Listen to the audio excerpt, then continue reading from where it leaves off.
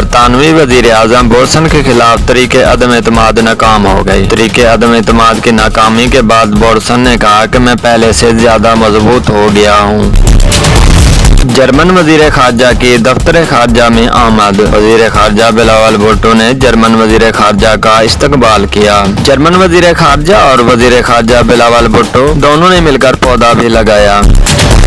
पाक सरजमीन पार्टी के चेयरमैन मुस्तफा कमाल ने प्रेस कॉन्फ्रेंस करते हुए कई सवालात उठा दिए। मुस्तफा कमाल ने कहा कि सिंध हुकूमत इंतखाबात से भागना चाहती है। इलेक्शन कमीशन के बारे में कहा कि आप नशा करके बैठे होते हैं जब इलेक्शन की तारीख का ऐलान करते हैं। MQM के बारे में कहा कि ये हर हुकूमत में शामिल होती है। ये कराची के चौकीदार बने हुए हैं, असल में ये चोरों के साथ मिल गए हैं। जब चौकीदार चोरों के साथ मिल जाए तो इस घर का क्या बनेगा।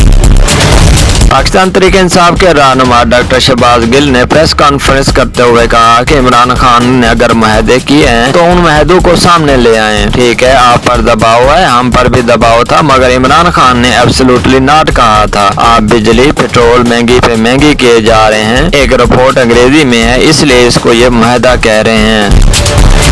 इंटरबैंक में डॉलर मजीद महंगा हो गया। इंटरबैंक में डॉलर की कदर में 2 रुपए 44 पैसे का इजाफा हो गया।